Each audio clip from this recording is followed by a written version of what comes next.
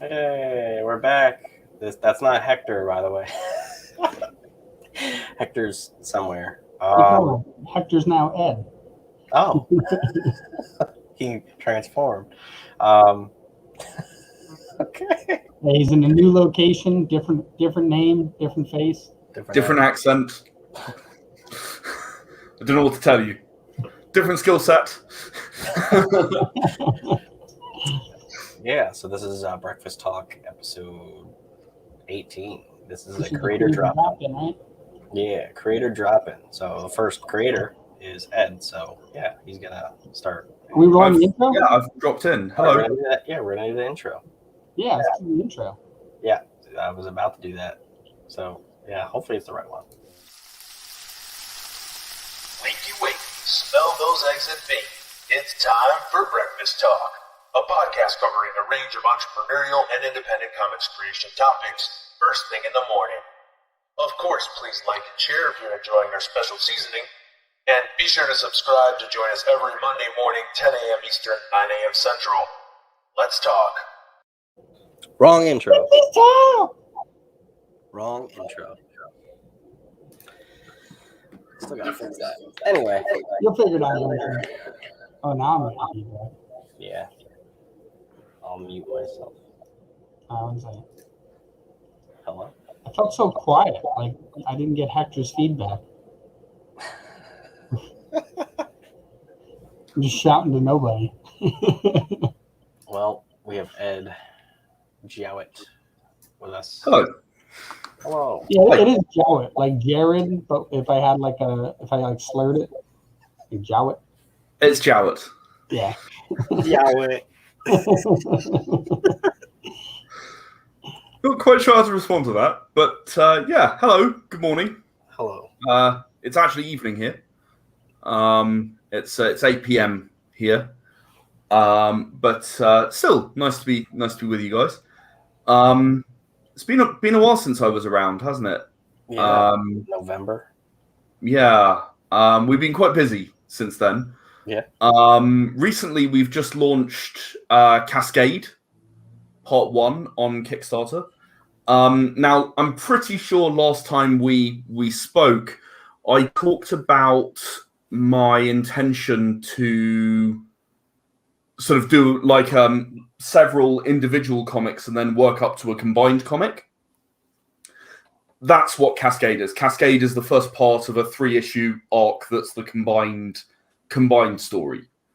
So I've finally got there. It's been 5 years. It's been a very, very long time getting to this point. And I'm really, really excited to finally have that up on Kickstarter, obviously. Sorry, go ahead. I said that's awesome. Yeah. Yeah, I mean, it's been such a long road, but really, really interesting all the way. You're always learning, I think. Yeah. I can't wait to get to that point. Yeah, I mean, I thought before I decided to come on, I thought, hey, these guys, we had that really interesting discussion last time about origin stories and how to kind of approach that. I thought it might just be really interesting to have a quick chat today, if you guys are up for it, about writing combined superhero stories or combined anything stories. Because, again, taking superheroes, you look at the Avengers and they clearly sort of got it right. And you look at the Justice League and they kind of didn't really get it right so well. Yeah. And sort of what were the actual differences in there? What makes a story with multiple characters who each have their own existing arc? They already exist as a character within that universe. What makes them then work as a team versus maybe what makes them not work as a team? And I just thought that might be an interesting topic. Before we get into that, just a short rehash of what we did talk about the origin stories was the idea that a lot of indie creators start by telling you the origin story of a comic book character that you don't care about yet. And ironically, after that discussion, Greg and I, on our very next comic, did a bunch of reworks. So we very much appreciated that. And a lot of our origin stories now that we do have, we're fast forwarding. Like even if we start with it, we want to then make a leap and then go, we'll tell you what happened later, which also gives a little bit more freedom, which is excellent. So essentially the whole idea is if you're an indie creator, people forget too quickly that the first Detective Comics wasn't having Bruce and his parents in an alley, right? Like you didn't even know who he was. He was just. It was 2 years later, even. Yeah, and so when that backstory was invented. Yeah, it was a very long time. Same with Action Comics, right? And the whole idea is like it's just Superman, right? Like he's just this. Yeah, Superman had 3 panels. Yeah, explaining where he came from. It's like, oh yes, his world blew up. He landed on Earth. The end. Done. Yeah, you know, it was kind of like it was very, very, very, very abbreviated. Yeah, and now like every once in a while you'll get like the movies or a couple comics where it shows a little longer period of time on that planet. But like that's the idea is like I think there's 2 interesting things that I got from that. The first one is that if you by fast forwarding that and showing the cool stuff, you can get someone to fall in love with the character and be interested in the character before you tell them their origin. And the second thing it allows you to do is as you're building the character and you see what your fans like, you can alter your origin story to make it a much more, like to define all the stuff that characters or people like. Like, oh, if this is a trait people like, now you can add that to the origin story of why they're like that, how they got their power, why they have their weakness. Like, that's a very, very cool idea to like push that off until later, because that will be very interesting to the people who already like them. So yeah, I just wanted to Yeah, no, absolutely, and thanks for that recap. The hypothesis fundamentally is that honestly, origin stories are boring. You know, like they actually really are. They're like, okay, here's the hero before he was interesting. Like it was, why even bother knowing about this as the first thing? Because I don't care. Like Peter Parker. Wow. Okay, he's a geek. Okay, cool. And he goes to a science thing. Okay, that's awesome. I'm really absolutely thrilled. And he got bit by a spider. And then he had superpowers. And like, okay. Like, I desperately needed to know all that in order to not really, Yeah.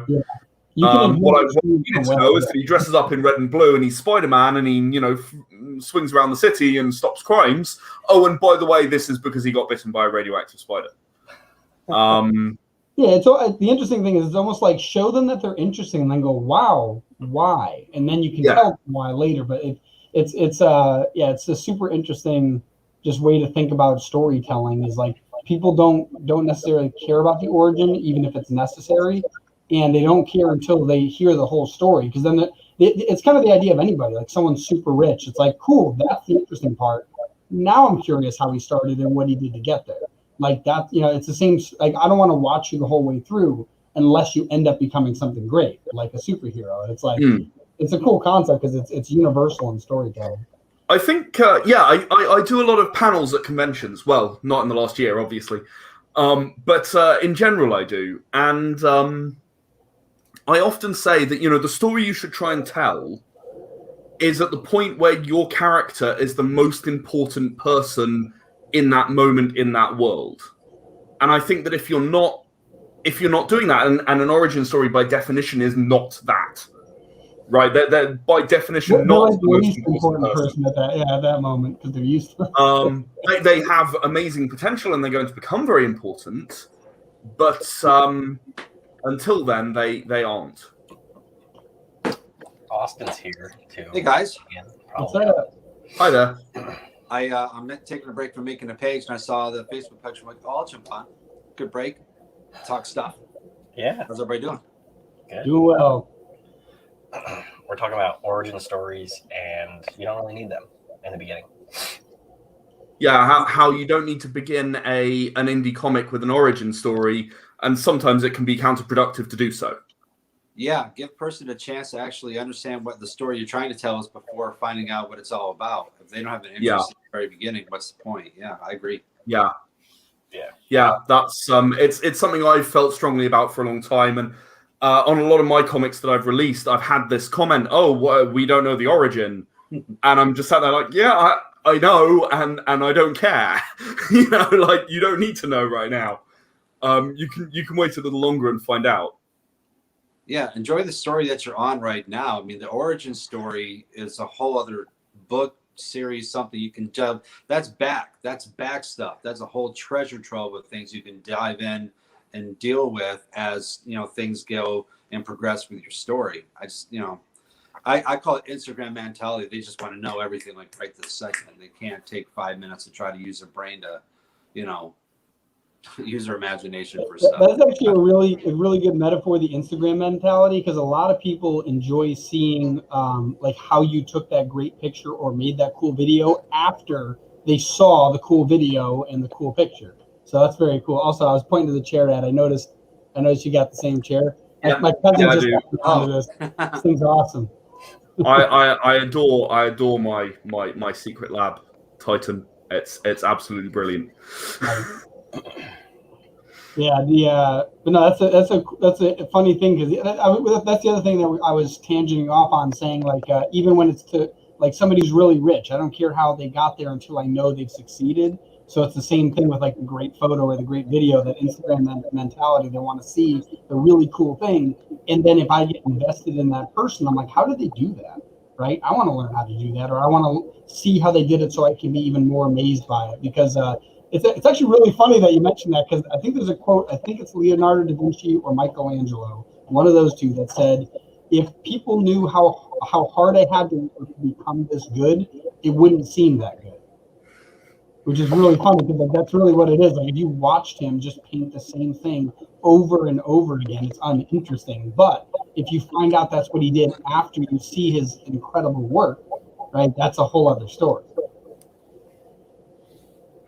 That's so true about pretty much anything creative, isn't it? It's just a case of people sort of. I get this a lot just because I've produced a large number of things, and people are just like, "Oh man, that's so amazing." I'm just like, really, like it's just I work every day and I plug away at something every day, and I take the odd day off, but basically I come and I do my work and I deliver a thing, and then maybe it's slightly better than the last thing, or maybe it's not slightly better than the last thing, and you just go and go and go and go and go forever. And as you say, it's not about, oh, I'm fantastic, I'm amazing at this thing. No, I've made tons of mistakes, but it's just the time that people have spent. They make that progress. I'm finding that younger artists and everything they're trying to break in, they'll get a little bit of success and they have this automatic mentality of, oh, I'm one of the best in the business. And I say that because I was posting for inkers on Facebook. I'm an inker by trade, but I get really busy, so I might need some help. So this guy messaged me, nice guy, and he's like, hey, I'm going to send samples. I mean, just boom, boom, just one after another, boom, me. And he's like, just to let you know, I'm one of the best in the business. And I'm like, oh, really? I don't recognize the name at all, but I'm like, okay, what have you worked on? He's like, oh, I've worked on a couple of books. Okay, well, what, Marvel or DC? He's like, no, just some small independents. Okay, and I looked at his stuff. It's not bad. It's very good for micron inking. There's no real understanding of what inking is because he doesn't put a lot of that into practice. So I said, okay, well, that's good. I said, it's not bad. He goes, what do you mean not bad? Said, it's amazing. Are you kidding me? Like I said, I'm one of the best in the business. And I go, oh, do you know anything about me? He goes, no, not really. I said, okay, well, I've been working since 1994, mostly as an inker. I worked on Iron Man, X-Men for Marvel, stuff for DC, stuff for Image, stuff for IDW, stuff for blah, blah, blah, blah, blah, blah. Here's my samples. 10 minutes later, oh my gosh, this is just amazing. This is just so great. But I've just been told I'm still one of the best in the business. I go, they're doing you a disservice. I said, no offense. You have a good start. You have a long way to go. And it's good that you're working on books. That'll help you get more experience. But to tell someone that you don't know that you're the best in the business, that's not saying much. I know who's the best in the business. I'm very good friends with Jay Leeson. Jay Leeson is one of the best in the business. And Jay is still improving to this day. What does that tell you? So that's the thing, isn't it? The best in the business is not defined by I'm at the top of my game and I'm never changing anything. It's defined by, you know what, there's always new things, there's always new stuff. art styles are always evolving. Yeah. Things are always changing. There is no such thing as, okay, now I'm good enough.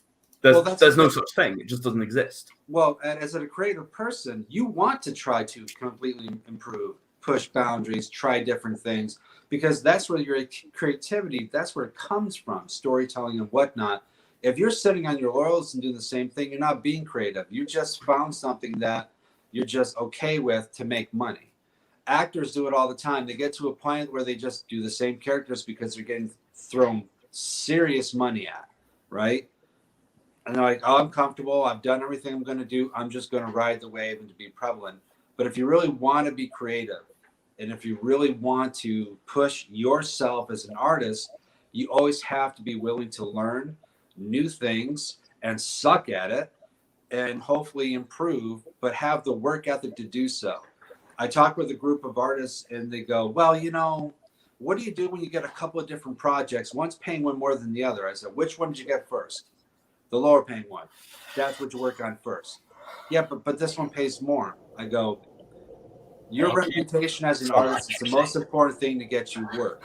Whether you're working on big stuff or tiny little things. We have The some quality has to be people exactly the same, because you as an artist, you can't have different gears, right? Now, if someone's paying $20 a page, I might not use my best ink and paper because there's time and what involved. The quality of the artwork will be good, or I might just do it digitally and just to save time. But that doesn't mean that the art itself is going to suffer. The problem is they look at dollar signs like, oh, well, I have to work in this because this works more.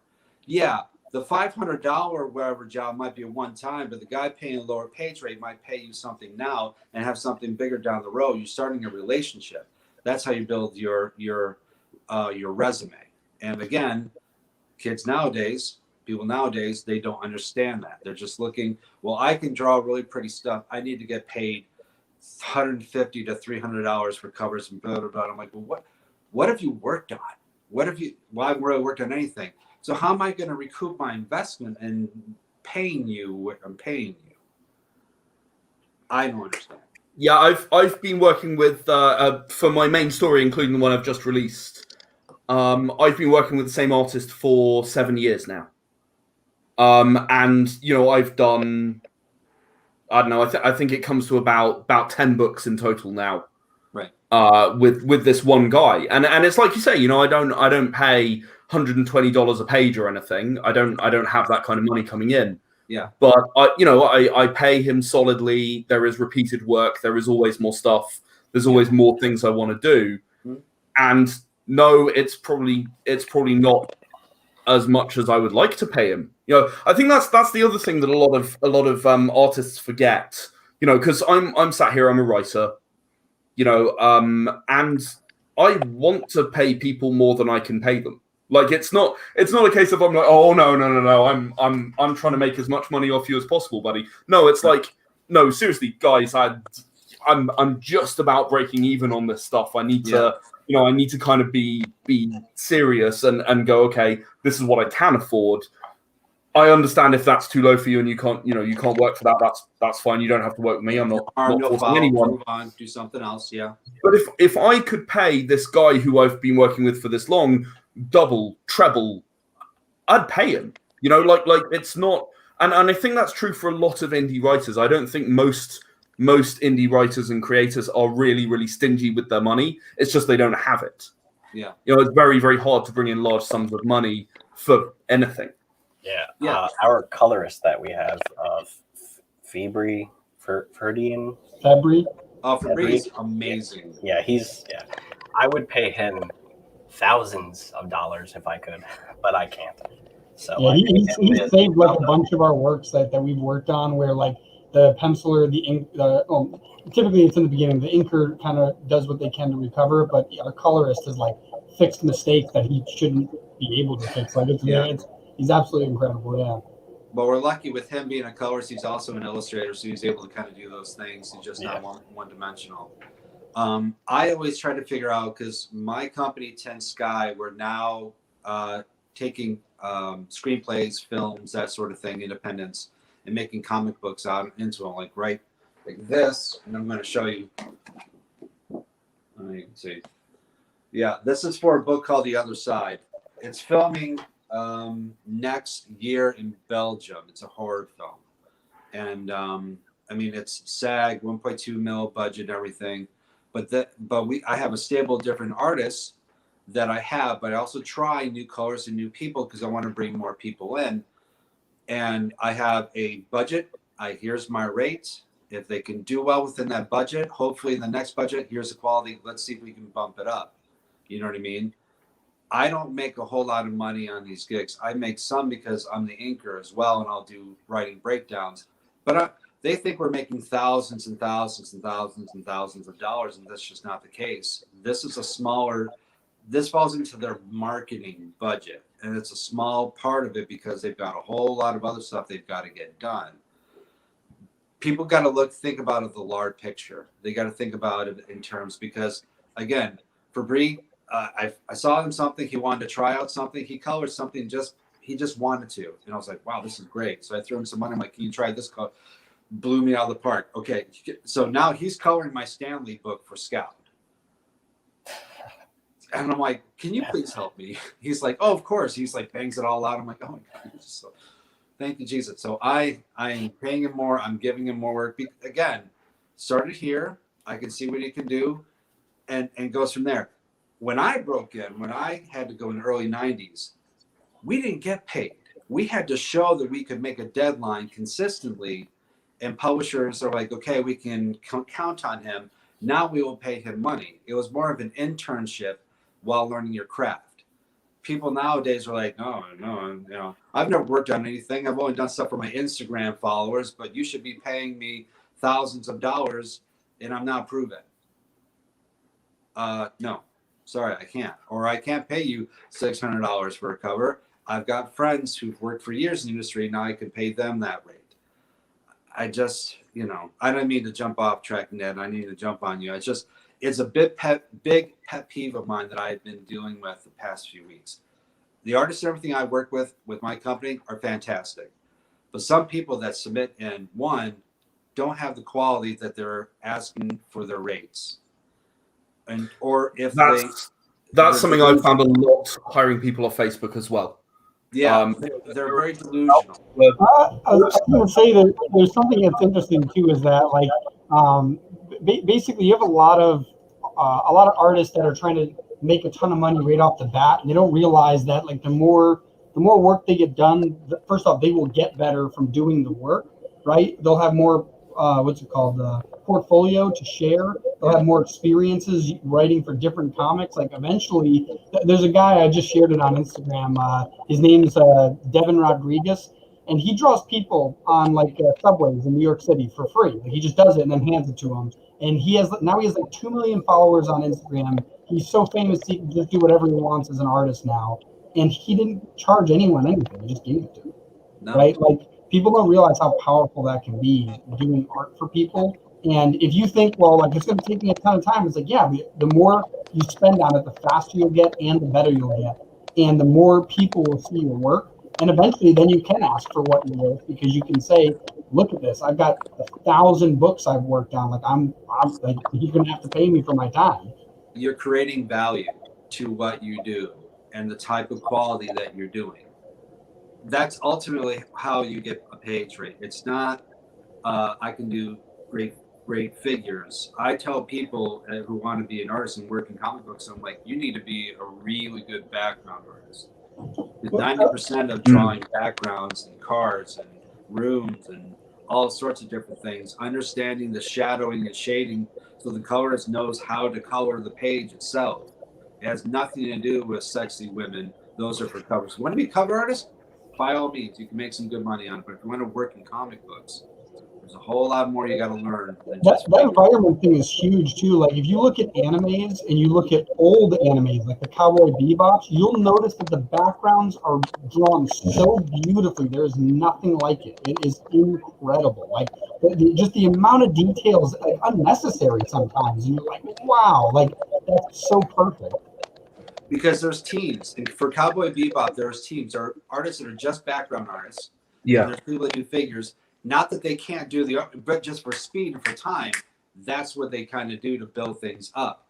That's why Marvel and DC were so great back in the day, and they could get books done so quickly, is because they had bullet pens. They had people, artists, and writers right there. Bam! They just hear stories, and they put the schedules out, and they got it done. And the editors that worked on the books were actually writers before, and they got bumped up. Not people that have a resume that went to whatever school, and they're trying to get their resume padded so they can work for something else.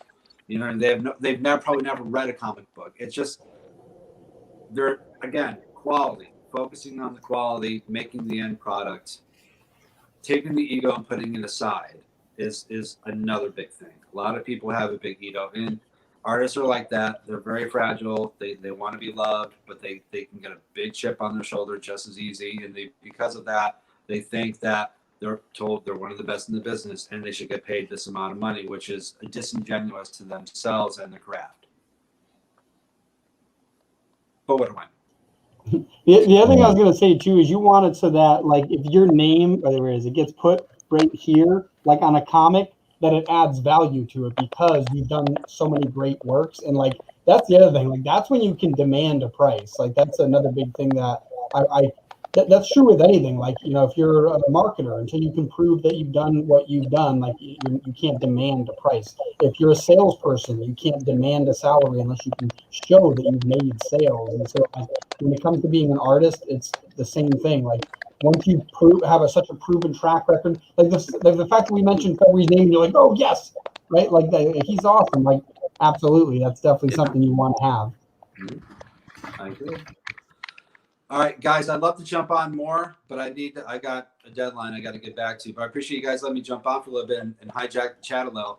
Oh no, it was great chatting. Great to meet you. I was going to ask, what was the name of the thing you're working on? The Other Side? Oh, The Other Side. Yeah. They have a short that if you IMDb go, The Other Side's a short film proof. They've got approval for the feature film. It's going to be shooting in, they told me, February of next year. And Nick Carlin is the writer and producer on it. You can find him on IMDb also. What was the name of the producer? Nick, N-I-C-K, P-A-R-L-I-N. P-A-R-L-I-N. Yep. By the way, I just watched your movie that you posted about yesterday. Oh, Sharon Die? Dude. Yeah. Oh, my God. You're hilarious. I was like, that's not awesome. Oh, by the way, the belly button scene, that was total improv. They did it just for fun. And they ended up putting it in the film. It was so funny. So, Ed, by the way, Ed, I also jumped into acting and directing about 5 years ago because I got nothing else better to do with my time, you know. So I know the feeling. I jumped into voice acting not so long ago myself. Oh, it's super fun.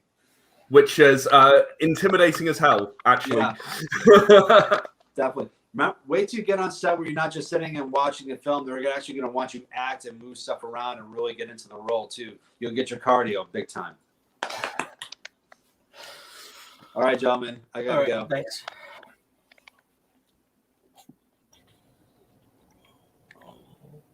Love you. There you go. I was about to. Anyway. Yeah, I think you're right, Ed, on the feedback. Yeah. It's normally Greg's. That's why I was like, Greg, meet yourself. Normally me. Anyway. Yeah. That was fun. Yeah. But yeah, I think I came on with sort of the aim of having a chat about combining individual stories, and I just thought that'd be a fun thing for you guys because you know. There are a lot of these I go on and I plug my book and I talk about how much I love it, and I kind of almost feel like I can take that as read with you guys and your audience. You know, it's here. Hopefully you guys will be willing to drop a link to it. Assuming you've been able to find it, Cascade Part 1 on Kickstarter.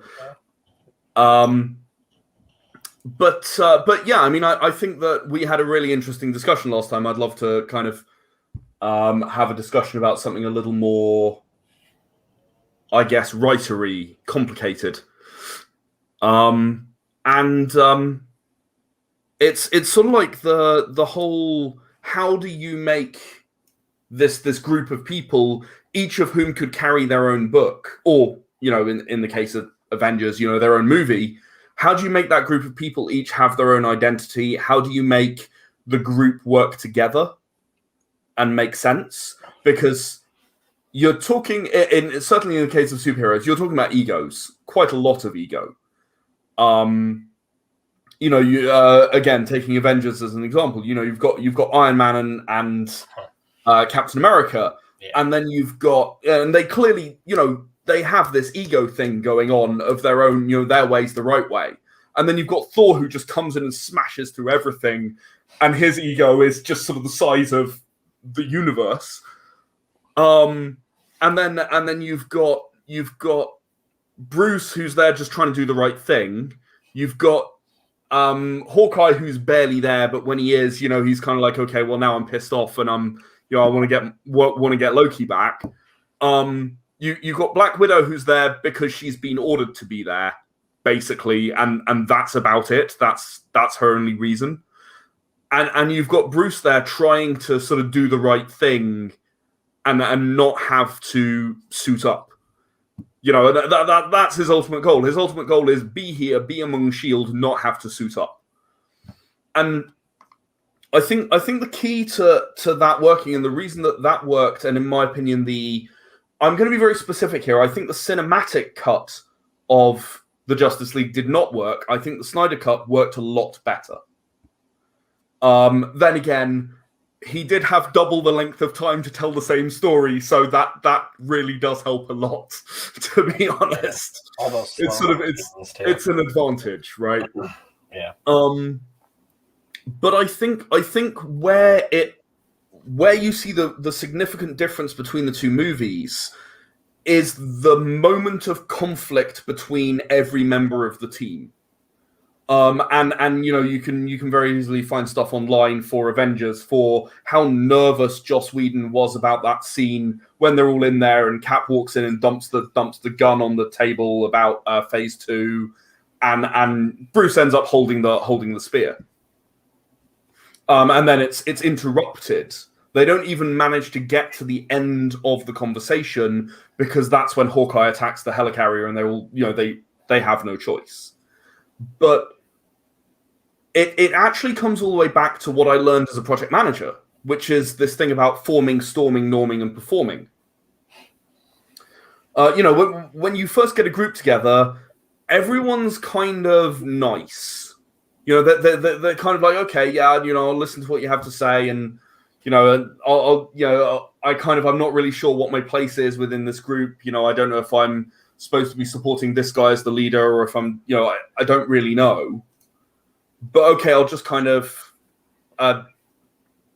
forming, storming, norming, and performing. But yeah. Dylan, get it right. The people when you're forming, you have this kind of uncertainty around what you're doing, and you'll get a little bit of, oh, how about no, don't worry, this person's got it. And I actually even use almost that exact line in Cascade.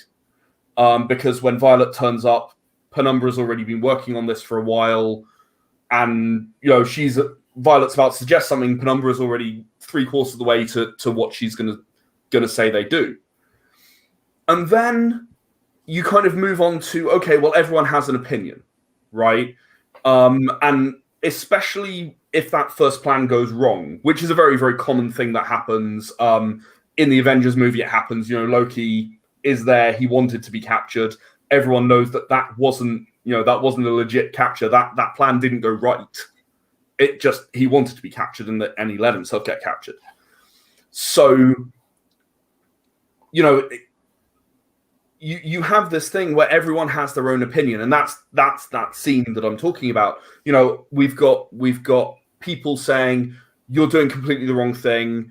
We should do X, Y, Z. By the way, bringing in this sort of side thing of, this prison wasn't made for me. Not made for me, made for something a lot stronger. It's kind of like, okay, well, yeah, that's yeah. And you kind of bring in all these different opinions, these different stressors that effectively cause an explosion of some sort. In the Avengers case, quite literally. And in Cascade, what I did is I went to a similar place. The plan just goes horribly wrong. They they're doing their thing, and it fails. You know, you're fighting a giant, powerful supervillain. That happens, right? But the problem is that the person whose plan was not the one you went with goes, right, but my plan would have worked. Why didn't we do my plan? You end up with this storming where everyone's saying, oh, but my idea is right. My idea is right. Why aren't we doing this? Why did we do this other idea that then didn't work? And that lets you sort of frame this team as they try to figure out what right looks like and what the dynamic should look like. And they're finding their role in the puzzle. Like they're trying to put themselves in the wrong spot. You know, they might see themselves as the leader, or like Iron Man might see himself as the leader in you know in fact, I don't think he does see himself as the leader at the beginning of the Avengers, but by the end, certainly by Age of Ultron, I think you could argue that maybe he is. You know, I know he makes the comment, yeah, I just pay for everything, but it does feel like, you know, in that assault on Baron Zucker's base at the beginning of Age of Ultron, it feels like Tony is leading the charge there. You know, like he's telling them what to do or whatever. And I think you know, each person finding their place within the group, and yet still having their independence that means they could go off and have another of their own adventures, is actually really important. And I'll let Hex say hi. Well, I was going to say something that's interesting about all of that is that have you ever heard of the anime Seven Deadly Sins? Yeah. Something interesting I've always noticed is that a lot of the great stories, you know, including, you know, all the way back to, like, you know, the Odyssey, all the way up to the Avengers, right?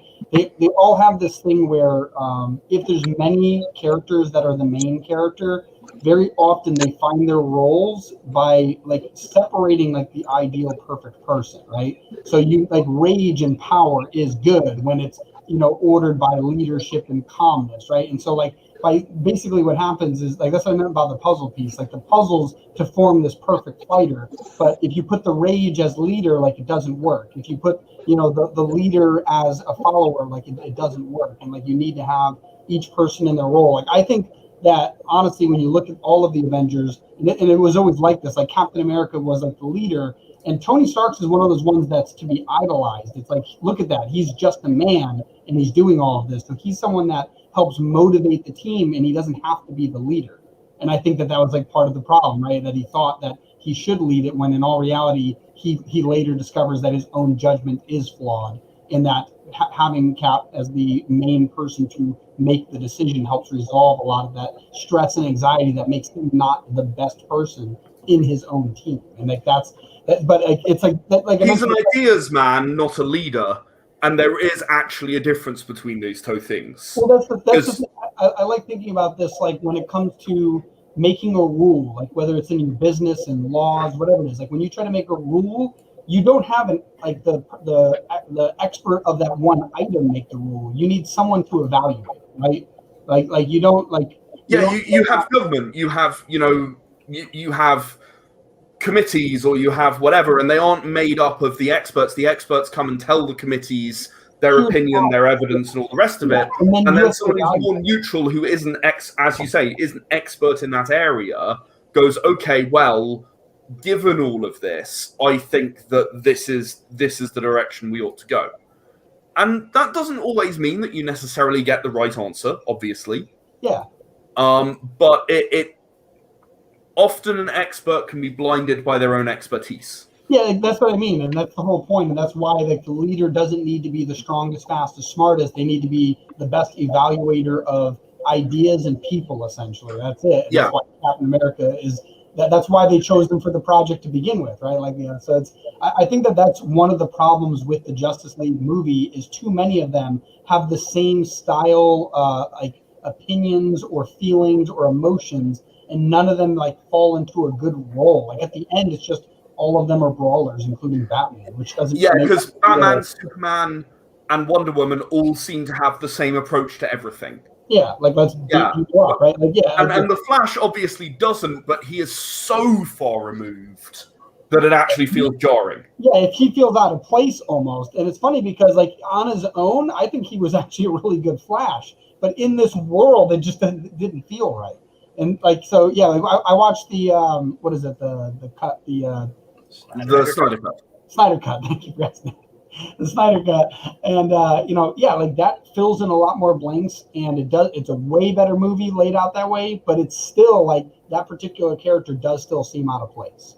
Like he doesn't. Yeah, I mean the Flash always seems a bit out of place in that movie, even more so than Cyborg, because Cyborg starts by feeling out of place, but he eventually finds a place just because he can do things that no one else can do. If anything, Cyborg is like the one person that found his place, and it was unique, where everyone else seemed like they could replace each other in different ways. Like that's they why were a little bit interchangeable. Yeah, like because even like I said, even Batman, like it's the jacked version, like the Dark Knight version of Batman. Yeah. Where he's ripped, he's got a bigger suit, he's got big guns. Like he's just. He also has no issue using guns, which that's what I mean. Like is a minor issue for me. Like they just seem to have thrown everything we know about Batman out the window without explaining it. That's the biggest. Yeah, I was about to say without explaining it, because there is a version of Batman where that happens, and it's because Robin gets killed and he snaps and he starts using guns. Like and the Flashpoint version of Batman where it's Thomas Wayne, and yes, there are absolutely reasons that he could, but that's not who this Batman appears to be. He is certainly not snapped. Yeah, that was my point. Is like there's no origin. Like, ironically, because we've seen enough Batman and we've seen so many origin stories, and all of them say, I've got one rule, right? Like, the idea is, like, you can't break your one rule if you're not going to tell me why you're breaking it. And the only scene that shows it is a 3-second clip where he walks past the suit that only loyal comic book fans would understand.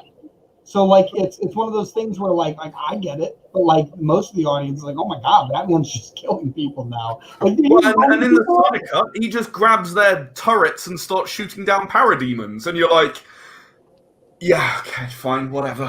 I think it has a lot to do with Snyder being at the helm, even to start, like, being involved at all, even as a producer or whatever. Like, it's because he has so much of his own, like you were saying, like you kind of don't call in the experts to make the decisions usually. Like they're consulting, right? He has so much built up, like comic knowledge, and then his own knowledge. Like this is the universe I've created and things like that. It's kind of like he assumes that the audience kind of already has that too, and like they don't need that. Like and like you said, there's been so many versions of Batman. It's kind of like it kind of works to his advantage too to kind of subvert everybody's expectations and be like, well, we're not, that's not the comfortable Batman that you're going to see in this movie. You know what I mean? You're going to see the Batman that you're not comfortable with, that you do have a problem with, that you can poke holes in and things like that. So it kind of flies off of the typical trajectory. I think there are right ways of doing it, and I think there are wrong ways of doing it, though. And I think he might have crossed the line, in my opinion, to not the right way of doing it. Like I got to a point in the Snyder, and I didn't even think this when I watched the cinematic cut, although it's true. But I got to a point in the Snyder Cut where he's just gunning down parademons with their own weapons. And I'm like, wait, hang on a minute. Batman's using guns here, and what? Wait, no, hang on.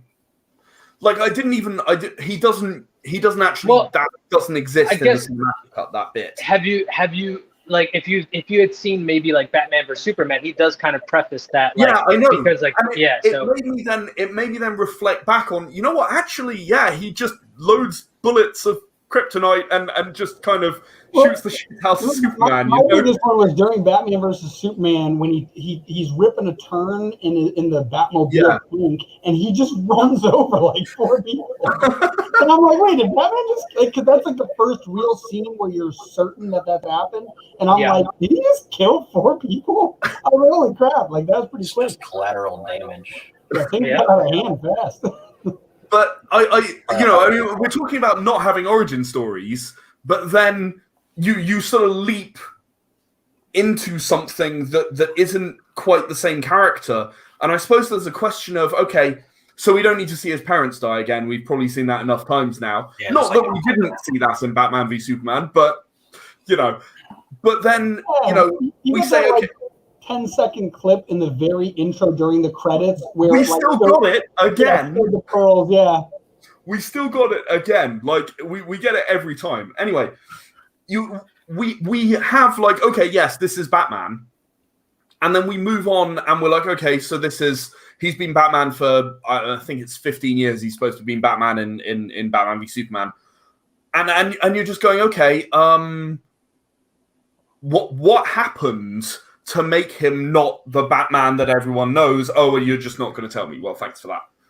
I think there's an origin story question there that's valid. And I think that you could have gone through Batman v Superman and got away with it if you're then given, and I know. You mentioned a minute ago about the Robin armor with the ha ha ha, the whole presumably Jason Todd. But I mean that doesn't really explain it because sort of Alfred isn't going, hey Bruce, calm down a bit, buddy. Which you'd expect him to be doing. No, this is just a thing he's been doing for a long time. He's also not super old. Like Alfred would be really old at that point. Yes. Yeah, I mean, Alfred is really not that much older than he looks like he which is a bit weird. Yeah, like he's so young in that movie. He's his older brother. Like he looks like he's just a little bit older. Like, hey, Bruce was born, so we picked up some 12-year-old to watch him, and now he's our butler because he didn't want to pay child support or something. He's got to earn his keep. I don't know what happened, but he didn't seem much older. But yeah, I mean, I think that being aware of when something needs an explanation is the important factor in an origin story. Because no, I didn't need to see in Batman v Superman his mother being shot again. The pearls. What is it with sticking the gun, the pearls around the back of the semi-auto so that it breaks when the gun fires? Like, what is with that? It was like an attempt to be artsy. It was like it would never happen. Like, it's just completely unrealistic. You're mugging someone. That's not the way you mug someone. It's a metaphor. It's a metaphor. I think Bruce has seen that enough. I think he's sick of those stories. Yeah, I think what's funny is I think their character choices, like the types of characters that they have for these specific actors and this specific lineage of the storytelling was actually good. Like the casting was good. I think the feeling that they wanted as a cinematic universe was good. Yeah, it definitely detaches them away from Marvel. But I just don't feel like they had it's like their direction and their writing kind of doesn't match. And it kind of throws people off, and you don't really get a sense of cohesion. You get you get a lot of holes that you can poke. You get a lot of non-explanations. But then in Justice League, especially the Snyder cut, you get two origin stories. Really, you get the Flash, essentially, kind of like his origin story, and you get Cyborg. So it's you kind of still are going to origin stories to introduce, I guess, familiarize other people, mainly maybe not comic book readers. But then it's you're catering to the comic book readers on a whole nother level. It's it's kind of weird. It's they're trying to do both, or they were trying to do both with these movies, and it's inconsistent. It's you have to explain this person, but not this person, and it kind of doesn't make sense. Yeah, I mean that's the thing. The thing is that Cyborg, even the Flash, are much less well known than Batman and Superman, right? I mean, the Flash, I'd like to think most people know who that is, right?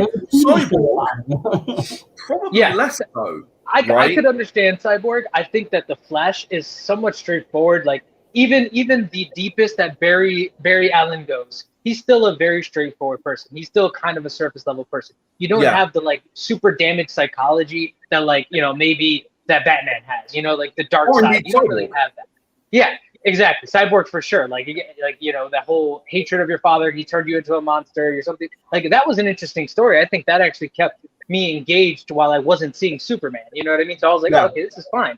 But so that made sense. But it was like you said, if you leave out the origin stories of the other characters because you're relying on other movies maybe to tell the story, I get why Marvel does that because they got 22 movies. That was what I was just about to say, because the difference here is DC went, okay, we're having a brand new universe. We have Man of Steel, okay, which is no matter what else I might say about it, it tells Superman's backstory. Let's just say nothing more than that. Not a fan, I'm afraid. For example, why doesn't he save Jonathan Kent? It makes no sense whatsoever. Should have saved him. No reason why not. He was fast enough. He could have done it, and no one would have known either. Exactly. He could have gone through the tornado. He could have stopped the tornado. Yeah. So the other thing I was thinking of, ironically, Hector, you were saying like the cyborg things, like that story helped you like stay engaged. Ironically, that story was awesome. I wish it was its own movie after watching before the Snyder Cut. That's what I was going to say. I mean, Marvel spent the time, right? That's the difference, and it actually comes nicely back to what we were talking with Austin about earlier. People don't want to spend the time, right? They're scared of spending the time to do it right. And what Marvel did is they went, okay, you know what? We're going to tell these individual stories about these characters, and I don't think they initially knew that it was going to go to the Avengers. The whole Nick Fury thing at the beginning was kind of a throwaway. They thought it'd be fun, they'll do that thing. You go for the Marvel movies? Yeah. In 2008, I saw an entire timeline that went up to 2020. They planned it from the very beginning.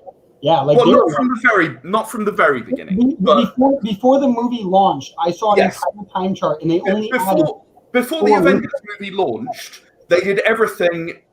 Actually, I would bet that it was only really done up to the snap. No. I mean, before Iron Man, they were planned all the way out to Age of Ultron. I saw all of it. Yeah, before Iron Man was even in theaters, which was technically the first Avenger. That was the first. First Avengers movie. Yeah. I know. Yeah, and so of the beginning of, although technically the Hulk is supposed to be the same Hulk, but ignoring that, Hulk is not supposed to be the same Hulk. He's not. They redid the origin story. It's not actually watch the Incredible Hulk. It's not the same origin story. It is different. Hulk is not canon. But anyways, yeah. So the first of it, and before that movie even hit theaters, I saw a time frame back in 2008. I think it was 2008 that literally showed it all the way up to the Avengers movie, the Age of Ultron. And I think they had something it was the Unknown Avengers for I think they had Infinity War planned before Joss Whedon left during Age of Ultron. Yeah, they had a time planned out way in advance. And that's even the problem. And quite possibly back at that stage as well, is what I'm saying. I was just going to say, I think the DC didn't plan at all. They're like, let's make a quick movie. Let's make a Batman and Superman movie and make some money. Yeah. Yeah. And it's like you were saying, Cyborg could have carried his own movie. We could have done that. That could have been a movie that people would have enjoyed. And it's kind of a shame that they just went, no, we're good. I think it's interesting because we kind of have the opposite. It's very funny because we have the opposite trajectory with both Marvel and DC, right? So DC kind of got into the show game, you know what I mean, the having a series before Marvel, and they could have used those the same way that Marvel's doing now to tell these gap stories and to build the fan base. And it's they missed a lot of opportunities. And then even the Titans, show, I actually thought that was a really good storytelling of the Titans. It was a little different. It's kind of off. It's a little more teen drama-y. Okay, fine. You want to focus on the relationship building, that's fine. But that's not even connected into the same universe as your big movies. So it's everything DC does just feels somewhat detached from everything else. And I think that's what we're talking about here, is that Marvel has spent the time to make everything attached and have, to the comic book fans' satisfaction or not. And all that stuff. Yeah, DC. They could still tie that in. Yeah, exactly. They could still tie in all the Netflix shows. Yeah. I'm just saying, within Luke Cage, the bullet that could kill him was actually from the invasion. Right. Yeah. I get Chitauri, that metal. Yeah, that metal. So yeah, it makes sense. Everything makes sense. They go out of their way to say, okay, how can we compromise and tell a little bit of this story, so they meet in the middle. But it's like, to me, I feel like DC is definitely and not universe doing feels that. larger as a result, right? Yeah. You know, it feels like there's more stuff going on than you see on the screen. You can believe that you can believe that there is a Black Widow adventure that happened that we never knew about. That's the perfect example. So Wonder Woman 84 felt shoehorned in to me. Like really, really good. Like, don't get me wrong, I quite enjoyed the movie. Like, it was all right. It was pretty fun. I haven't seen it. Don't worry, no spoilers. But it was pretty fun. But you know, it felt very shoehorned in. It was like, oh, she was around in World War One, and then she's around in modern day, so we can fit something in the middle. It's cool. Let's do that. And it's kind of like, okay, like she was deliberately keeping a low profile all that time. But we're okay with this now. Like no wonder Lex Luthor has some footage of her. Like, it wasn't that hard.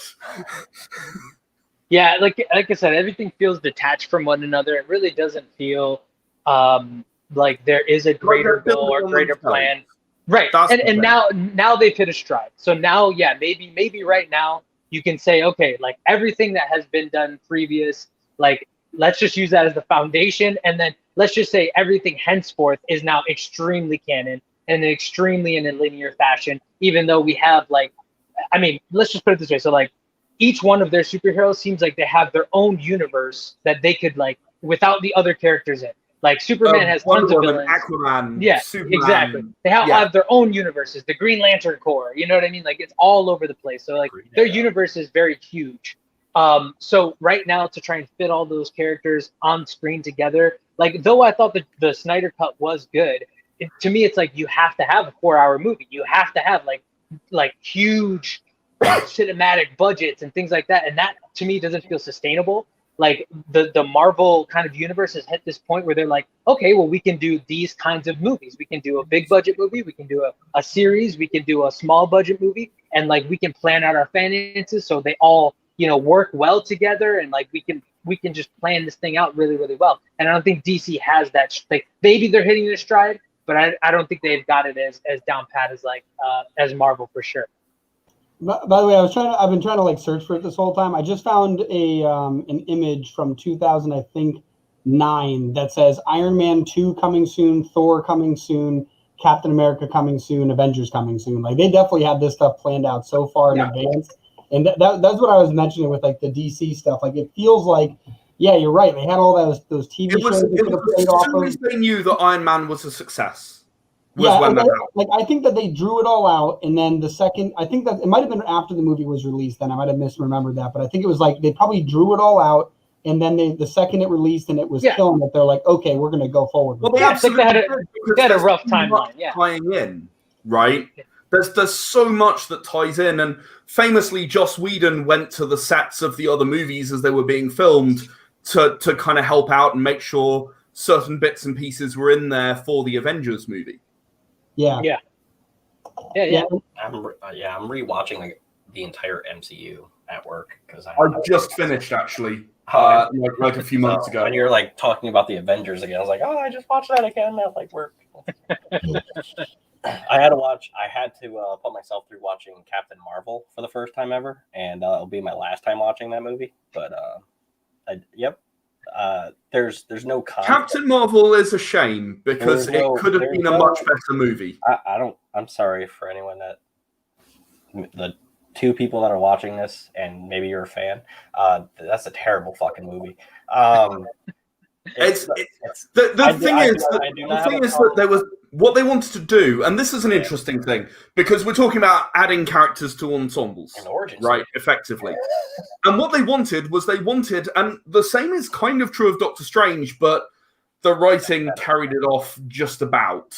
But you can see the same dodginess in that movie as you see in Captain Marvel. If you look closely at those 2 movies, they actually have a lot of the same problems. I like Doctor Strange though. I like it fine, and they got away with it, but it was close in places. I would say that the writing of the story itself is very similar, but the character Doctor Strange as a personality is way better because Captain Marvel is supposed to be almost unemotional, super powerful, right? It's supposed to, and because of that, you can't use the same story where like Doctor Strange is an interesting person. So you're like watching him like evolve, and like she doesn't. The Yeah, thing is, at that point, they're getting worried, right? Why was the guy that played Ronan like a different character, like a different person, like an actor? It wasn't the same actor. Probably. Was it just so he was younger, or? I think it's because his face is painted anyway, so they're like, we'll just change it for somebody who's got a similar jawline, and everybody will believe it. That didn't bug me much. The only thing but the thing is, was blocked. They were super stuck, right? Because they knew that the people who were playing the Avengers were coming to the end of being willing to do it, right? So you've got a universe that relies on 6 people, and they're done. They're finished, right? You've got Robert Downey Jr., you got Chris Evans, you got all the rest of them, and they're basically done. You're killing at least one of them off in Endgame anyway. You know that you're spoilers. Endgame spoilers is still a thing. Yeah. Right. Seriously. You're killing one of them off in Endgame anyway. You know also that Hulk is going to be out of commission. You know that Hawkeye is done. That you are losing these characters who have propped up your universe for the longest time. Mm-hmm. And what do? You're trying to bring in characters that maybe can be the replacements for these characters. And they went with Captain Marvel, they went with Black Panther, they went with Doctor Strange, they went with Spider-Man. None of them really stuck as anyone who could pick up the MCU.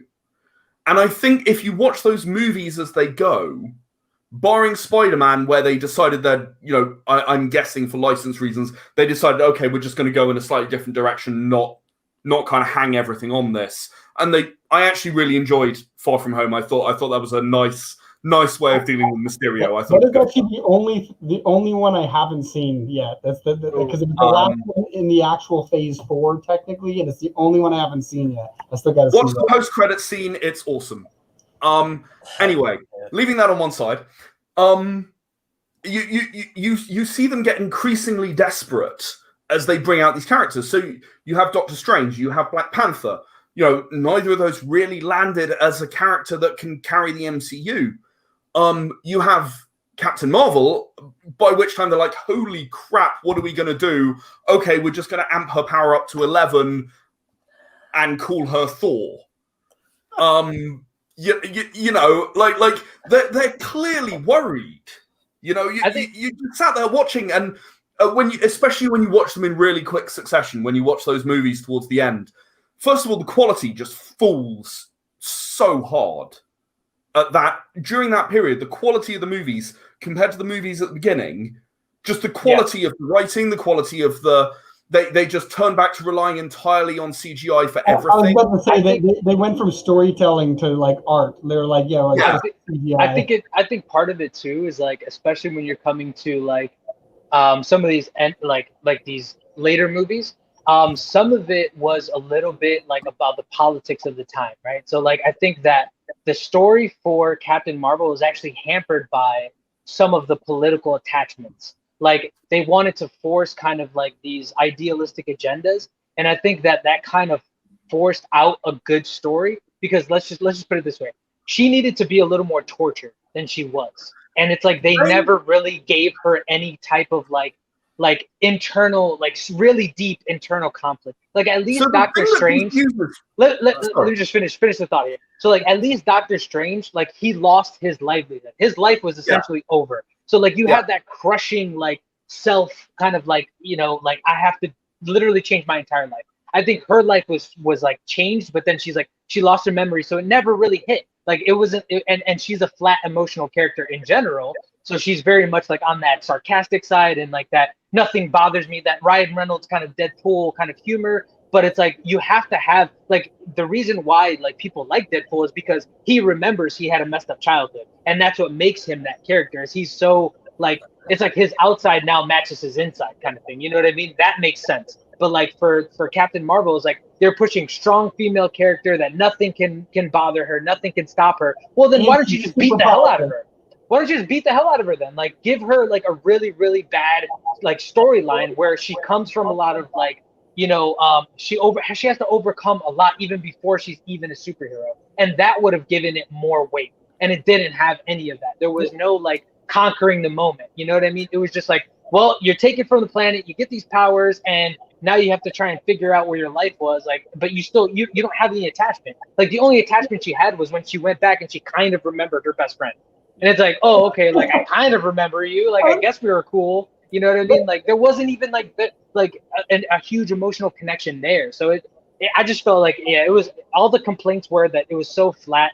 And if you look at the story, that's exactly it. There was no ebb and flow. It was just so flat throughout. That's exactly right, though. The fact that she didn't remember anything negative. When she does meet her friend, it does not seem that emotional. Like I wasn't like upset about it. You know what I mean? I'm like, I didn't get any attachment to it. And then she's immediately the most powerful character in the entire Marvel universe. So when she appears in Endgame, she just takes out 8 of the most powerful ships in like 3.5 seconds. It's like, it literally, yeah, you're right. Like she has nothing bad because she forgot everything, and she's the most powerful being in the entire universe. Like it's crazy. Like I honestly think they should have set it farther in time. Like Captain Marvel should have been like already betrayed by the Kree, and like when we're seeing her in this initial movie, like so she's lost her memory, and then she's been in the galaxy. She's been betrayed by the Kree, and she's like on the run from them, and we see a more evolved kind of character. Where it's like now it's like in Endgame, we see like she's stressed out. She's like, man, there's so much shit happening throughout the galaxy.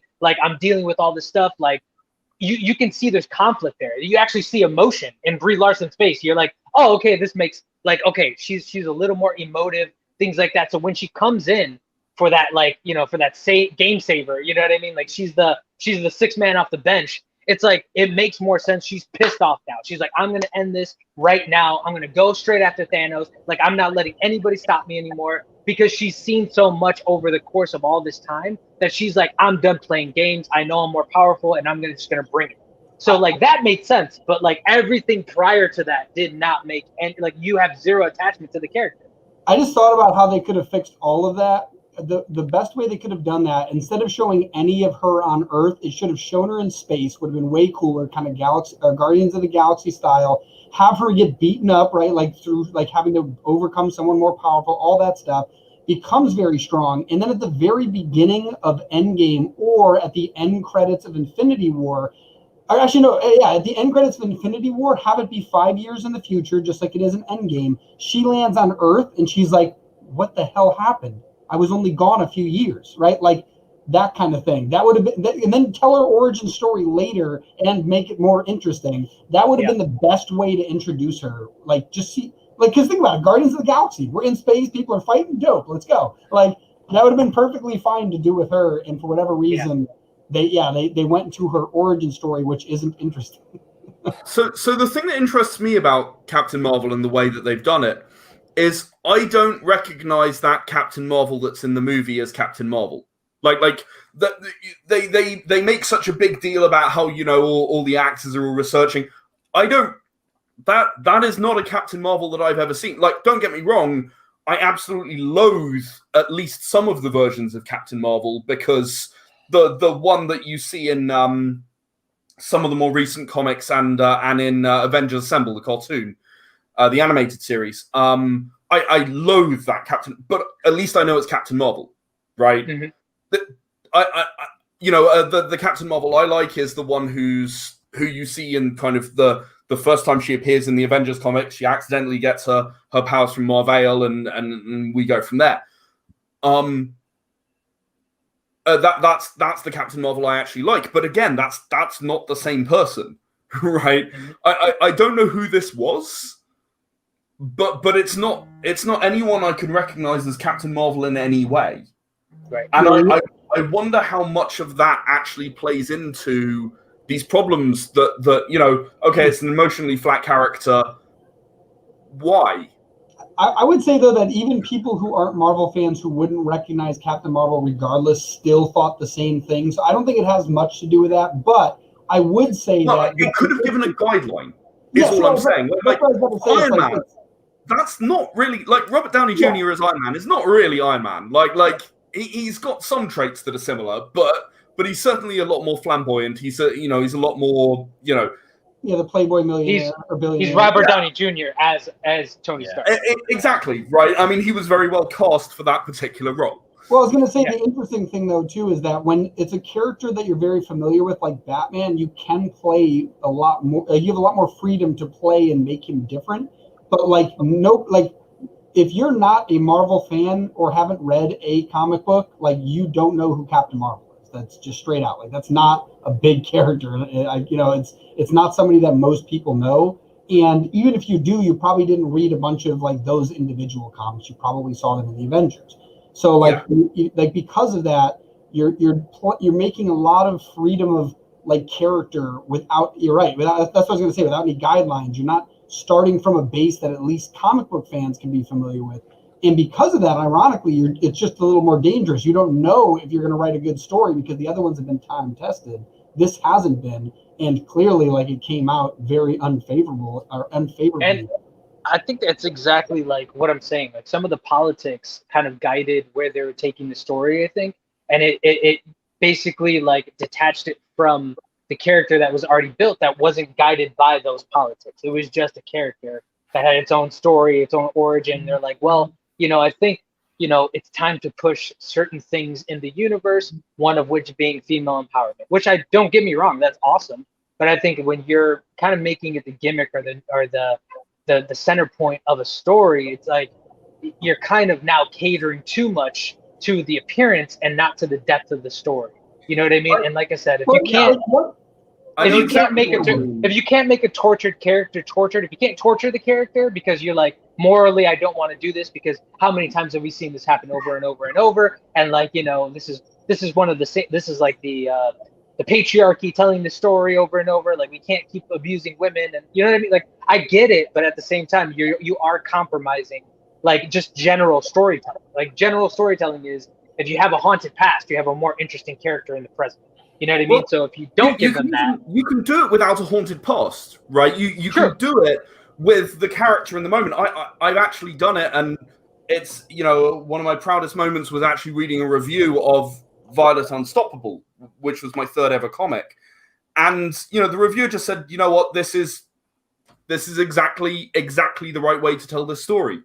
It's not particularly a new story, but it is told very well. It is. Character comes up against her first supervillain. Character has to, be beaten down and overcome the difficulties and the odds and struggle. Yeah, exactly. It doesn't need to be necessarily a haunted past, but more of like obstacles. Like I have to see this character suffer and overcome and develop because of that suffering and that overcoming. Yeah, he's now frozen. Oh wait, what? That was so funny. Right? I froze and Hector bounced. It's so weird. What happened there? That's so funny. No, Hector was just talking. You were frozen, and I'm like, I think he's frozen. And then somebody left. I'm like, it's probably Ed. I'm like, wait, no, Hector just left. Ed's still here. Yeah, you were frozen for a second. But no, it's funny. Like you said that. Like that's exactly what I meant about the. Is he frozen again? I think he's frozen again. But yeah, that's exactly what I meant about the. Captain Marvel thing, going out into space and being able to just fight villains that could be more powerful. Hector, why'd you leave? No idea. No idea. That's so funny. Are you in the same house? Ed froze. You bounced. You come back. Ed's frozen. Or Ed was moving. Now, is he moving again? There he is. Yeah, I see his image. Moving. We're gonna get like one frame per minute of him. Yeah, but I think I mean the success and the controversy that has to do with like comparing the two like cinematic universes, I think it's very well like it's earned. You know what I mean? Like I think on one side, even though you do have certain problems with certain characters, like we were just talking about in the Marvel, in the MCU, like I think actually I disagree. I think that if Chadwick Boseman didn't pass away, I think he actually was a character that probably could have carried the MCU, especially with like the whole Illuminati. I know they weren't going that direction, but I think like, had he been like, I think he could have been a very strong character in the MCU if they would have given him, I guess, more more growth. You know what I mean? Like I think agree Black with Panther you. 2. I think Yeah, Black no, Panther 2 we I might agree see a little with bit of that, you. but With a caveat, and that is, yes, he could have helped carry it, but I don't think he could have carried it alone.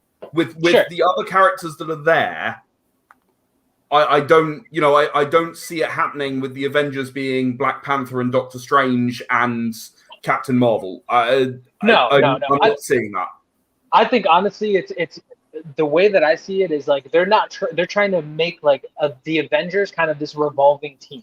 Like it's gonna keep changing throughout time because of casting, because of popularity of characters and things like that. I think they've already just like made a decision in their mind that like we had the original Avengers, right? We had them come together for all these movies, and now it's just going to be this revolving door of different Avengers. Like it's just a title of these people who are assembling together, and they could be different. And you'll see maybe Ant-Man in one version of it, and you'll see, maybe Scarlet Witch is now like, I'm going to take up the mantle for a little bit because nobody else is going to do it. Because I learned from Black Widow, and I learned from Captain America, and I learned how to be a leader because of them and all these characters that are no longer in the MCU. So I'm going to take the reins for a little bit. And it seems like she is kind of coming into her own as a character in that way.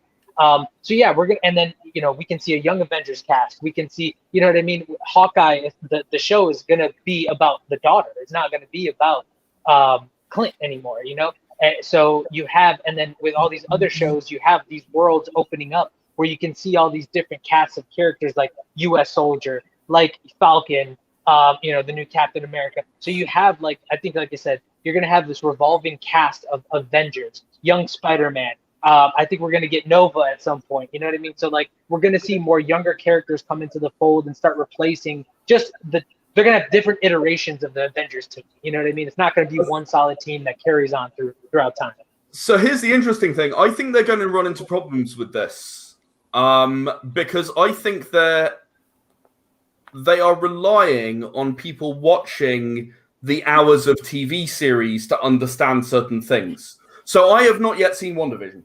Right, I plan to watch it, I just haven't got around to it yet. Okay. However, nothing I've seen makes me think that Scarlet Witch is even close to being a leader of the Avengers. Right? So if they were to then stick an Avengers movie out there where Scarlet Witch is the leader of the Avengers, I'd be like, eh? Like how are you going to overcome the fact that the strength of this that we talked about earlier is all of these connected stories that give you this huge universe. But I think if you don't consume everything, you miss something, and nothing makes sense anymore. Very true, and I think I think it's all about the timing that they're doing now, right? So you don't see another Avengers movie for years out. So by that time, there is a huge assumption that you should have at least consume some of this content to catch up, So the assertion is that I have to, and your average moviegoer who is not a comic fan may well not. I think it makes it brittle. I agree to a certain degree because I think our societal norms have changed a lot. And I think, again, not everybody that is a straight up comic book fan or a Marvel fan or anything needs that reference point anymore because of the way that our streaming services have been. And there's even the non-comic fan at this point is kind of tired of superhero stuff. You know what I mean? So even the people who haven't spent years consuming the content because they've seen such an influx of it, they're already familiarized with at least the basics. You know what I mean? So even if you don't know every single character, you the movies themselves will carry you through. The show themselves will carry you through because something like Loki. If I've never read a Loki comic, Loki, the series was so good that I don't need any other reference point. It has created its own reference point from episode 1. And even if I haven't seen the other movies, which I have, so I'm familiar with this character of Loki, I can get a somewhat understanding of who this personality type is and then how they go through the story. It's entertaining. This person is a standalone character that I can just, I can attach to simply because he's kind of annoying. He's a little bit flamboyant. He's got character. You know what I mean? And I think WandaVision was essentially the same way. It had so much cachet, it had so much like brilliance in the writing and where they're placing certain things that even if you don't know who Scarlet Witch is, even if you don't know Vision, if you've not seen the other Avengers, it's entertaining in its own way. I think a little bit more of Captain America and the Winter Soldier was a little more reliant on the universe itself to carry it forward. So there was already themes that were in play, and you're just like carrying it out. I think Loki and WandaVision were a little bit more standalone stories. Like they started on a point where it didn't reference the other content, but then you start slowly working into that other content. It's like a flashback kind of thing. Like, oh yeah, I remember this is what happened in this movie, and this movie, and this movie, and that's what makes this all work.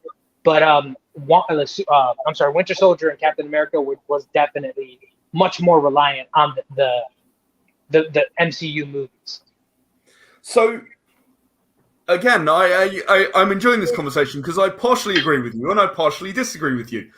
And the reason I disagree with you partially is what I've been saying about how I think the standard of the actual movies has gone down significantly. So, Okay. if we were talking about this, shortly after Avengers had come out, I'd be a lot more, yeah, definitely, I think we're okay. We're going to be okay with these various things. But if you look at, if you actually look at the writing standard in pretty much every movie from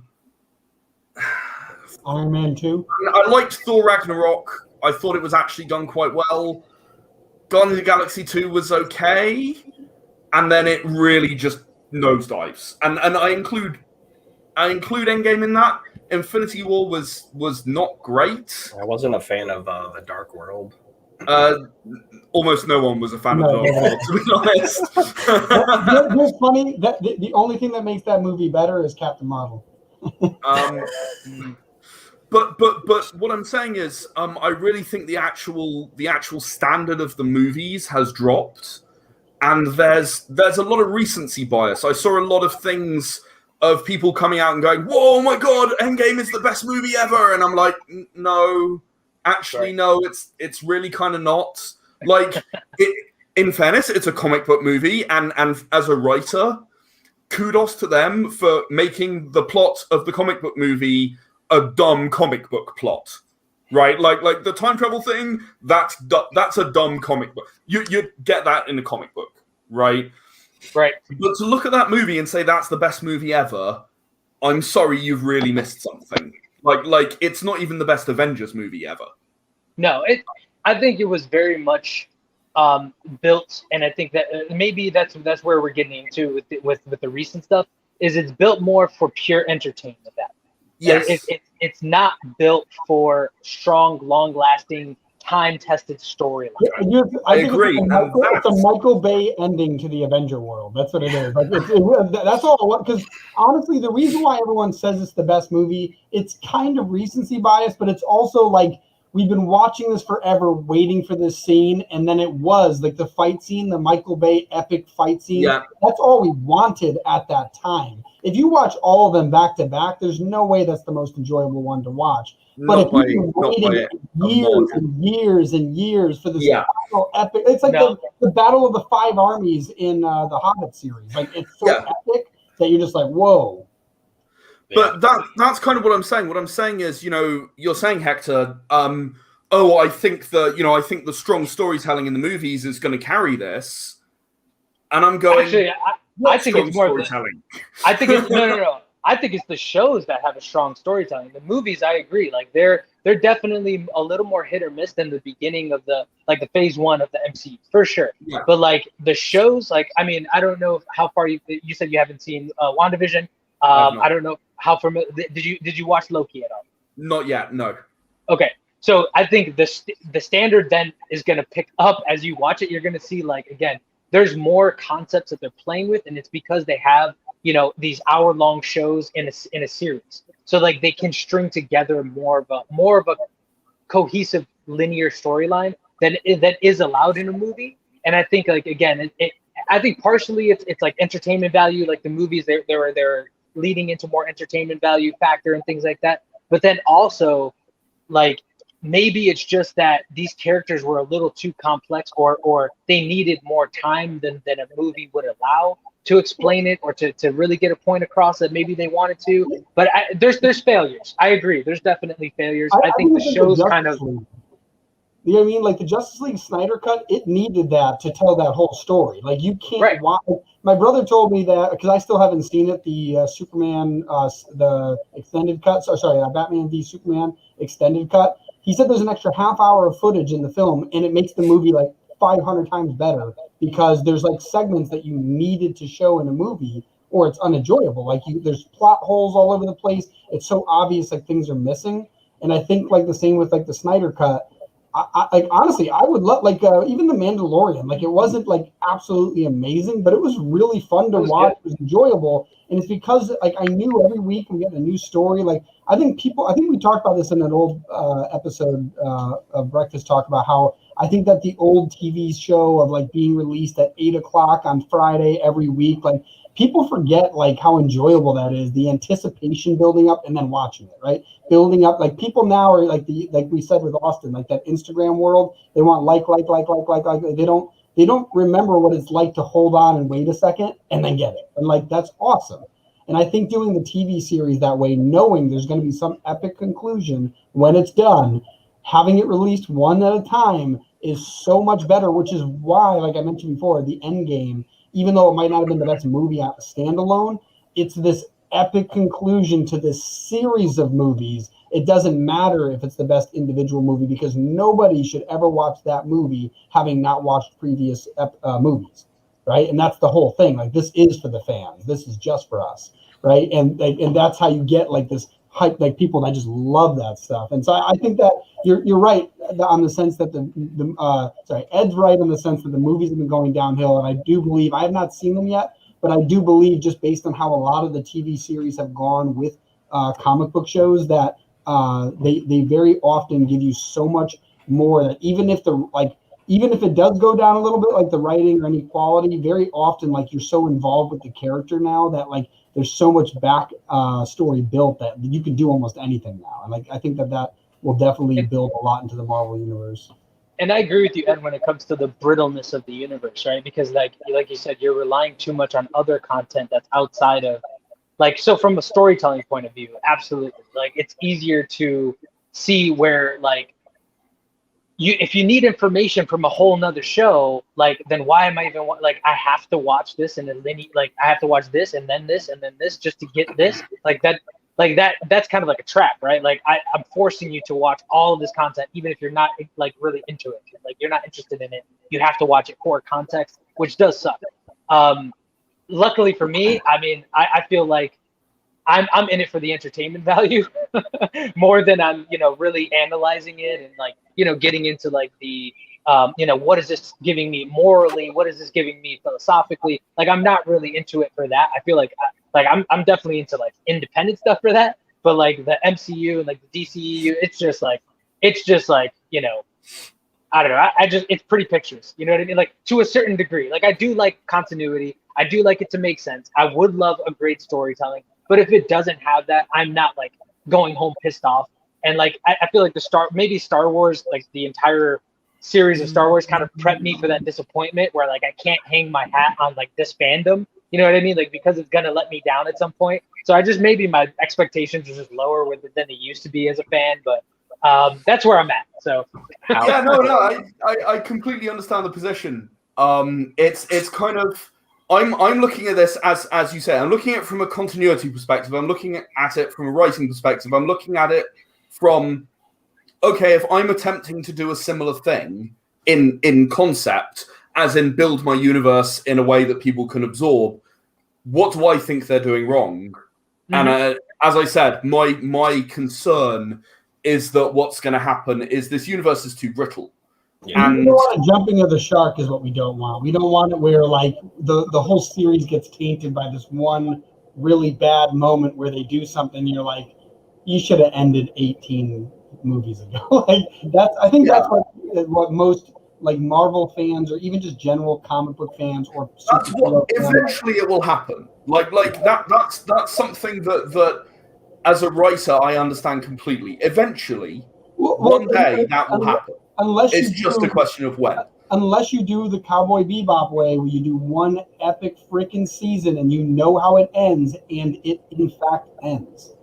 Like, I think they won't do it. There's too much money in it. Oh, I know, but like that's the thing is like that's how you get like the great stories that are forever. Like that's I think you're absolutely right. It's inevitable, right? Like you're gonna have some fracturing of the linearness between all these stories that destroy the continuity and that do kind of ruin it for you, right? And I think that's why they're trying to go wide now with like the amount of characters that they are bringing into the universe. So it's like, well, at least you can stay a fan of this character. We'll give you, like, if you like this movie, we'll give you 2 more. You know what I mean? Even if they're not super high budget movies, even if they're like Ant-Man budget movies, we'll still give you 2 more. Like you still have this character's content, you know? Did you know that they because Thor is in Fortnite, they actually announced that the universe of Fortnite is technically part of the multiverse. They're literally because what the thing about the Marvel multiverse though is there are no limit to the number of universes there are, so you can literally do anything. It's cool. I mean, there's the ape universe, for goodness sake. That's the point where you check out with caring. Yeah, I mean, we already seen a crocodile Loki, essentially, so I mean, that tells you a lot. Right, I'm going to have to head. It's getting late over here. Yeah. But it's been really good having a chat. Thanks, guys. It was great. It's be like 3 or 4. Yeah, sorry I was late. So. What did you say, Greg? What? I think we missed what you said, Greg. Oh, this is gonna be like 4 episodes when I edit it. That's vaguely familiar. Sorry. Oh, that's fine. That's awesome. That like gives us the entire month of August off. So. Yeah, this is our first one back. We just started. Yeah. Now you know what to do. Whenever you want to have like a month off, you just go, "Hey Ed, can you come talk to us for a bit?" Ed, we need you, buddy. No, we'll just be ahead of ourselves. Well, yeah, thanks for coming on. Right, so thanks very much, guys. You have a lovely afternoon, I guess. Yeah. Have a good night. Okay. So that was breakfast talk. Sorry I was late, guys. No worries. It worked out great too because we had Austin come in, so we still had 4 panels, and having it flooded with 5 people, like it gets hectic with 3 of us sometimes. 4 pushes at 5. I can't imagine. So it kind of worked out. Because I think after Austin left, you came in. You kept referencing Austin. I'm like, what? Who the hell's yeah, Austin? he was here. Watched this movie last night. Nice. Yeah. Okay, so now I have to change. Oh, first, you guys probably. Okay, so that was episode. Okay, that was breakfast talk. So just say that. Wait, oh yeah, Hector, I was all by myself when I announced that we're about to record breakfast time. Breakfast time. There you go. All right. Now I'm going to switch over. I put that in the beginning, like he was here the whole time. Switch over to that. Yeah, I need a background. Better background. Brunch Bulletin, baby. Yeah. It's about to get brunchy. It's about to get brunchy. Okay. Hey, people that are still watching, if you can guess this green thing, that I know what it is. But you figured it out? He told you? Yeah, he told me. Oh, but man. It's been so long, but I still remember what it is. I knew what groundbreaking right here. And I hate my setup right now. Sorry, guys. If you can guess what this green thing is over the eye, that's part of the eye in this logo, you will get a cat sticker. What is it? Butter cat sticker? Yeah, at this point, I'm about to send somebody a mug if they can get this. Yeah. Somebody guess this. I'm freaking out. Yeah. Come on, man. Come on. Comment below, because this is going to be on YouTube. Or right now, if you can. Or on Facebook, we do it live. Yeah. Yeah. Guess this thing, baby. So.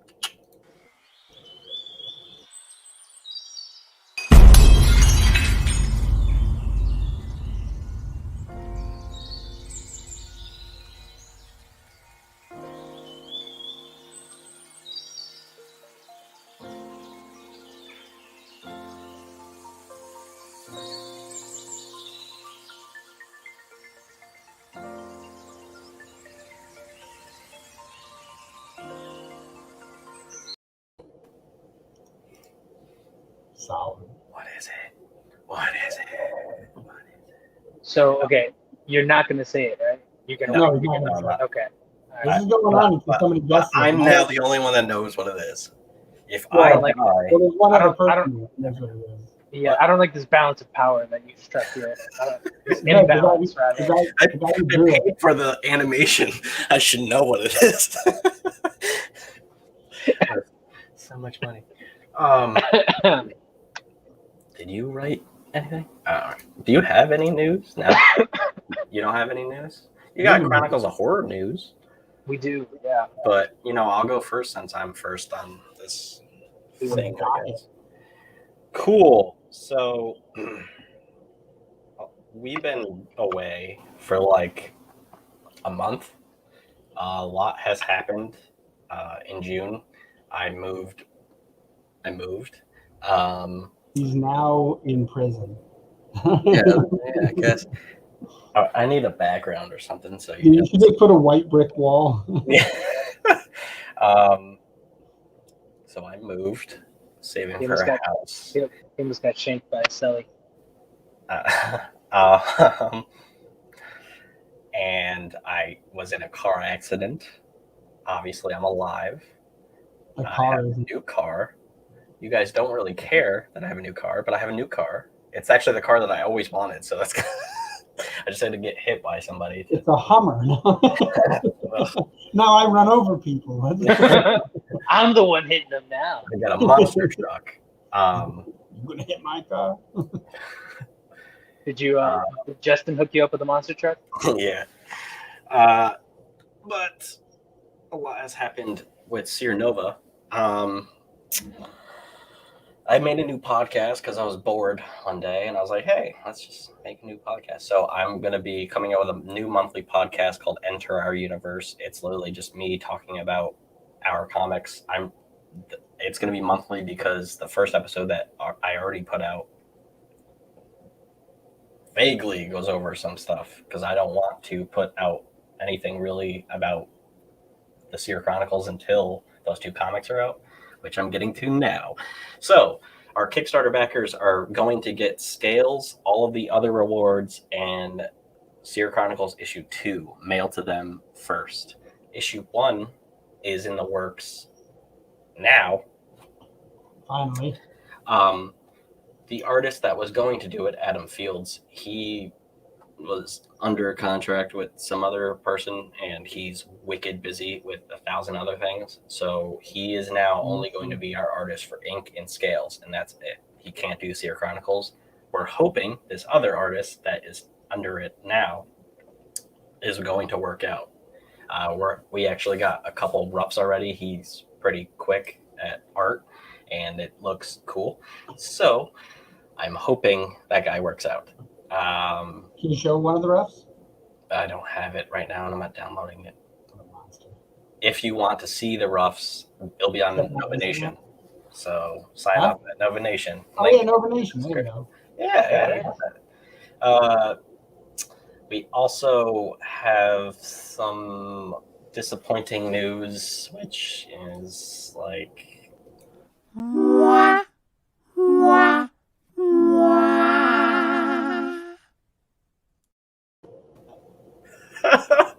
That's the dumbest thing I've ever seen. Yeah, I made that because I was... That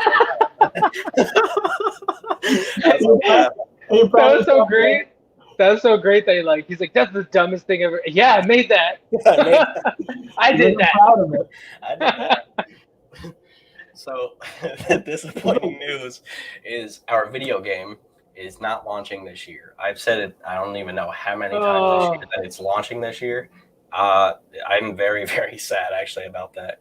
But we're now going to have more time, so the game will most likely be ready when the Kickstarter, it'll actually be either done or almost done for the amount of game that you're going to get when the Kickstarter actually launches. It's launching, not saying a month, but it's launching next year. We're still going to figure that out, but it's going to be probably spring, early summer, probably next year, not August. Yep.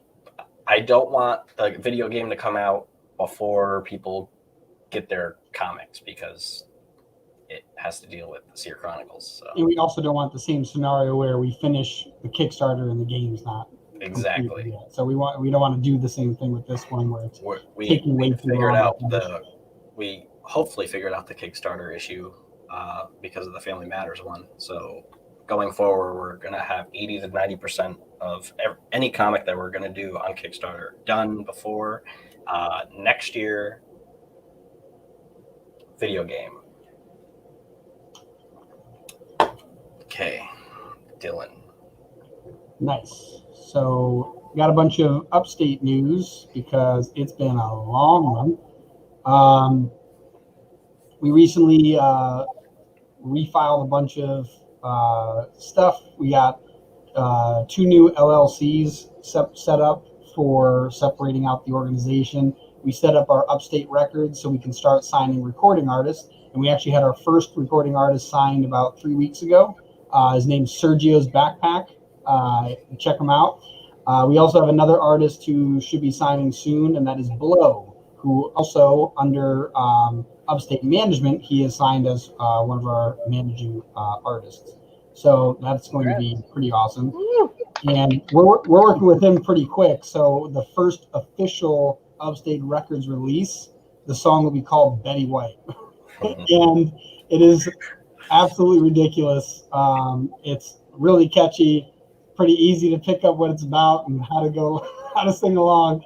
So if anyone out there knows anyone who likes Betty White, and if anyone knows Betty White, or anybody knows how to get a hold of Betty White, I'm going to try my absolute hardest to see if I can somehow get her in like 3 seconds of a video clip, knowing she's in a music video for this, which would be absolutely incredible. I heard you just put on a pot of chamomile tea and then you turn the lights off and you say your name 3 times and then she like appears. I heard that's how you get her. But like it's really cool too because like this song was being worked on a little bit, and then all of a sudden our artist was like, "Wow, like she's 99 years old. She turns 100 next year. We want to get this out there so she can hear it because it's absolutely ridiculous." And I won't say anything else about it, but it's awesome. And the other LLC we set up was Upstate Live.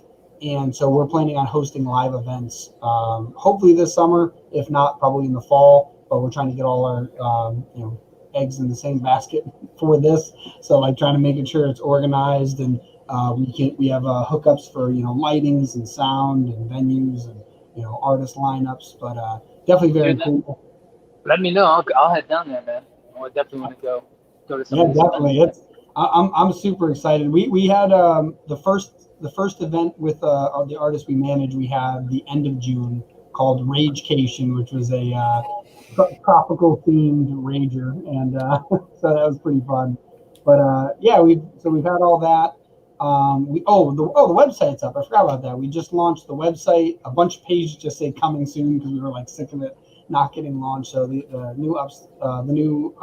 upstatesound.com website is live. As we release our music, you can find it on there. The artists we work with, you can find on there. And as it keeps getting built out, like we're going to build out individual artist pages so you can learn way more about the artist and what they're doing with us and what they're doing just in their own right. What else? Anything else? I think that's it. But yeah, it's definitely been really cool just watching all this stuff move along. So yeah. Sweet. Cool beans. I just watched that last night. Oh, really? Yeah.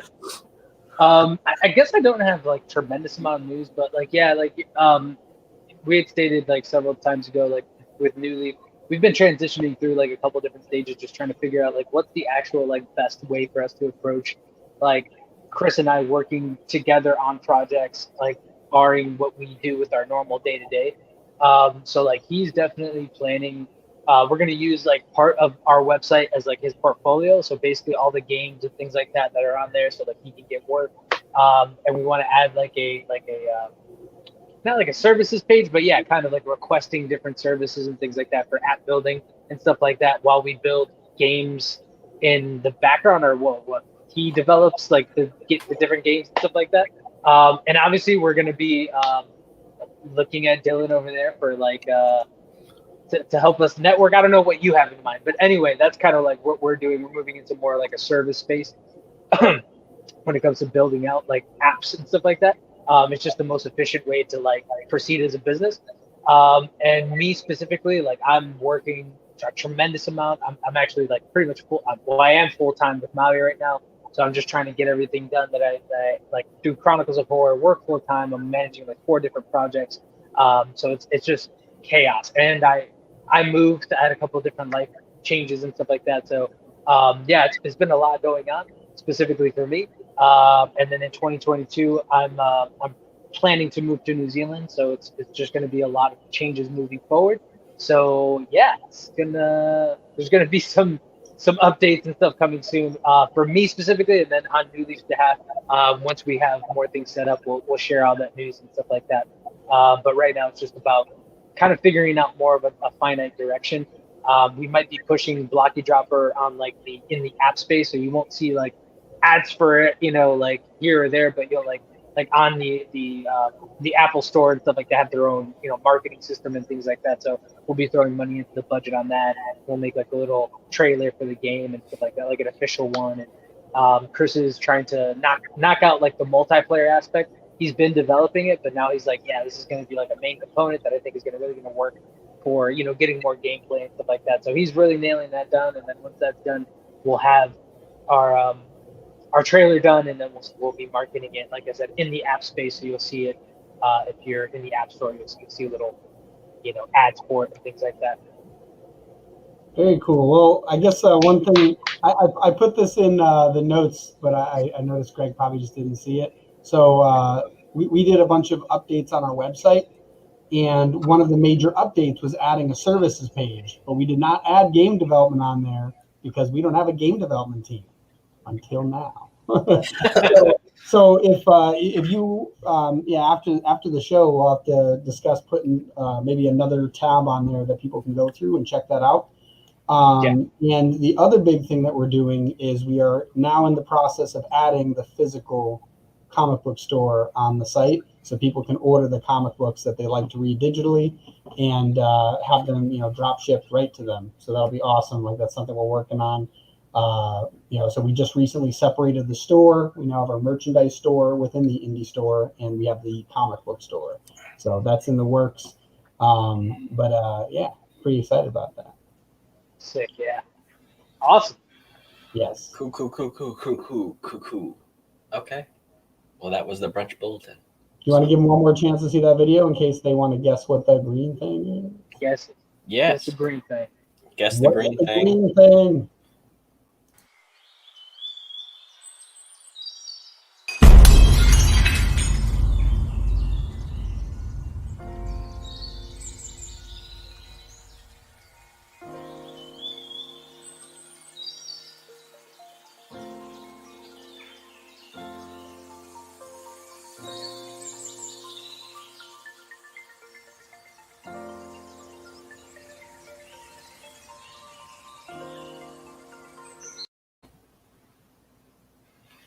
What is it? That can totally just be a shirt, like the green thing, and then say, what is it?